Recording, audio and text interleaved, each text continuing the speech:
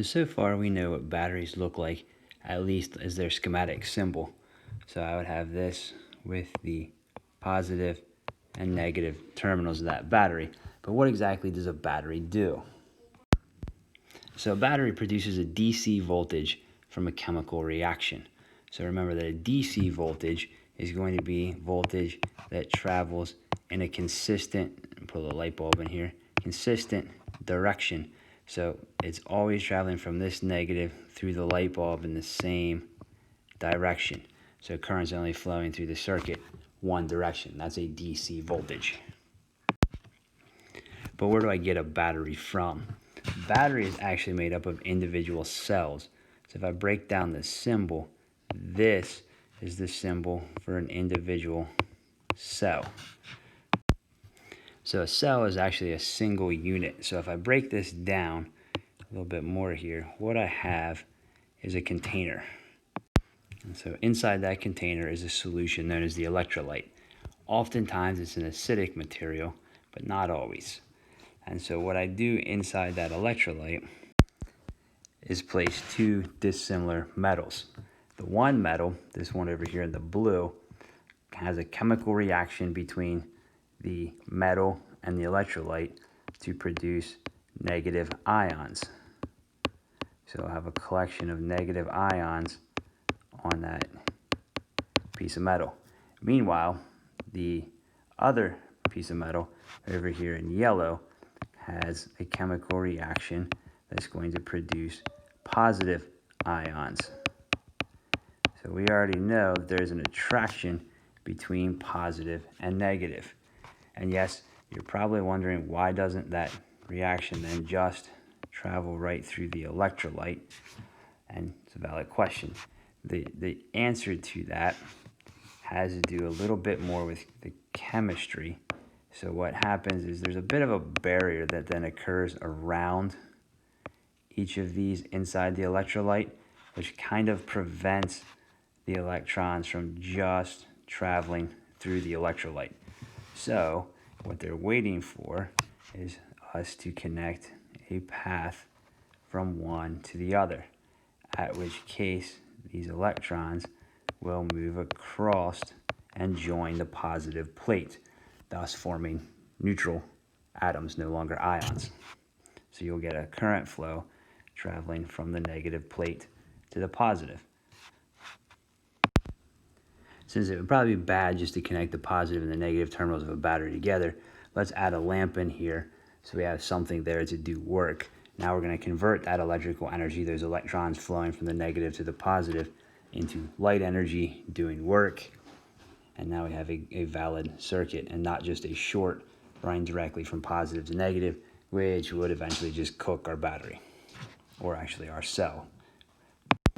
Since I brought it up, then what is a battery?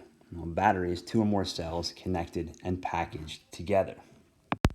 So here I have three cells. If I'm going to make a battery, I would take a wire and attach it to this negative terminal, and it becomes my negative terminal. Take the positive and connect it over to the next negative, positive to negative, and this becomes my positive connection. Since most cells individually don't provide a huge voltage or a large amount of current, it's usually more beneficial to connect several cells together. So in this case, we would take the voltage of each individual cell and add them together for a higher amount of voltage. So I can play with the configurations of the cells to either create higher voltage or higher current, or both, depending on how I connect them together.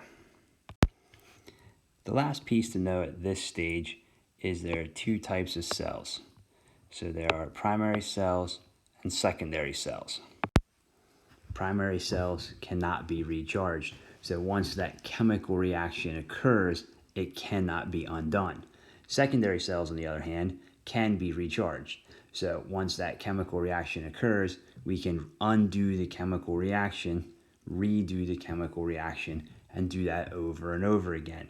Eventually, with time, that chemical reaction being undone becomes a little less effective each time, and eventually the battery itself dies. But that chemical reaction, depending on the type of secondary cell, can be done for hundreds or thousands of times. So some common primary cells include carbon, zinc, alkaline, and lithium. So if you think your normal Energizer batteries, your Duracell batteries, those are typically alkaline batteries. If you go buy the really cheap ones, those are usually carbon, zinc, and then lithium you usually find in a lot of your digital type electronics. Moving to a secondary cell, you're looking at batteries then again that can be recharged. So if you look inside your car, you have a lead acid cell, or inside your phones would be a lithium ion battery. What we're able to do then is graph the voltage over a period of time for most of these batteries. Many of your standard D size CAAA batteries are 1.5 volt batteries. So if I take a normal carbon zinc battery and I graph what it looks like over time, again I said these are really cheap ones. So what happens is that voltage pretty much begins to drop right away, and it's a pretty quick drop off over time where that voltage goes. So it doesn't hold its 1.5 volts for very long, and it loses that voltage pretty rapidly. Alkaline batteries will hold their initial voltage much longer, but it's still going to begin to fade over time, and you'll see that voltage dropping, just not as fast and as rapid as what the carbon zinc did.